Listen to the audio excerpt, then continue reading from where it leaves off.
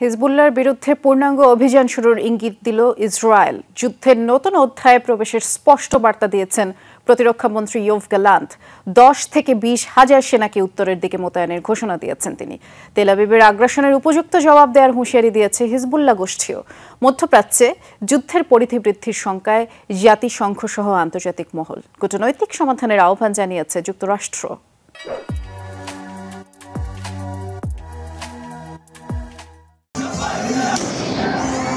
লেবাননের দক্ষিণে মঙ্গলবার পেসার বিস্ফোরণে নিহত 4 জনের জানাজার আয়োজন ছিল কাফারসার এলাকায়। বুধবার ওয়াকিটকি টার্গেট করে সিরিজ হামলার শিকার হয় এই জমায়েতও। পরপর দুদিন হিজবুল্লাহর যোগাযোগ ডিভাইস টার্গেট করে অভিনব হামলার পর প্রশ্ন উঠছে, তবে কি সর্বাত্মক যুদ্ধ শুরু হয়ে গেল লেবাননে? হামলা ইস্যুতে পুরোপুরি চুপ থাকলেও ইসরায়েলের যুদ্ধের প্রস্তুতি স্পষ্ট। বুধবার নর্দার্ন কমান্ড পরিদর্শনে যান দেশটির সেনাপ্রধান হার্জে হাভেলি। সেনাদের সাথে সাক্ষাৎ করেন প্রতিরক্ষামন্ত্রী ইয়োভ গ্যালান্ট। জানান, বিশেষ বাহিনী ও অস্ত্র সরঞ্জাম উত্তরের দিকে সরিয়ে নেয়ার প্রক্রিয়া চলছে। পাশাপাশি গাজায়ও চলবে অভিযান। আমরা যুদ্ধের একটি নতুন অধ্যায়ের শুরুতে রয়েছি। সময়ের সাথে তাল মেলাতে হবে। এই যুদ্ধে ব্যাপক সাহসী, দৃঢ় ও লক্ষ্যে অবিচল থাকতে হবে। এবার উত্তরের দিকে গুরুত্ব দেব। জিম্মিদের কিংবা দক্ষিণে আমাদের লক্ষ্যেরও কথা ভুলিনি। একই সাথে গাজায়ও অভিযান পরিচালনা করবে সেনারা। আইডিএফ, শিন বেত সিকিউরিটি সার্ভিস ও মোসাদ সম্মিলিতভাবে দারুণ কাজ করছে।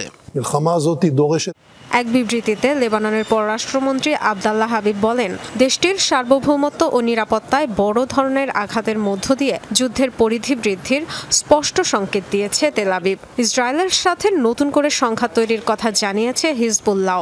হুঁশিয়ারি দিয়েছে উপযুক্ত জবাব দেয়ার। চলমান উত্তেজনা নিরসনে কূটনৈতিক তৎপরতা চালিয়ে যাওয়ার কথা জানিয়েছে যুক্তরাষ্ট্র। দুটি হামলার কোনোটির সাথেই যুক্তরাষ্ট্রের সম্পৃক্ততা নেই। এর বেশি তথ্য আমার কাছে নেই। আমরা যুদ্ধের শেষ চাই। শুরু থেকেই আমাদের চেষ্টা ছিল যুদ্ধ ছড়িয়ে পড়া ঠেকানো। এখনো বিশ্বাস করি কূটনৈতিক পথে সমাধানের উপায় রয়েছে। লেবাননে হাজার হাজার ওয়্যারলেস ডিভাইস বিস্ফোরণে ব্যাপক হতাহতের ঘটনায় আন্তর্জাতিক মহলেও চলছে নিন্দা ও উদ্বেগ। লেবানিজদের বিরুদ্ধে পরিকল্পিত হামলা ও যুদ্ধ চাপিয়ে দেওয়ার অভিযোগ করেছে রাশিয়া। যুদ্ধ বৃদ্ধির শঙ্কায় উদ্বেগ জানিয়েছে জাতিসংঘ ও ইউরোপীয় union.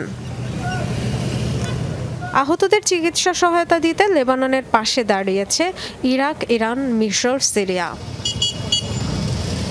Dorothy Tasrin, Jamuna news.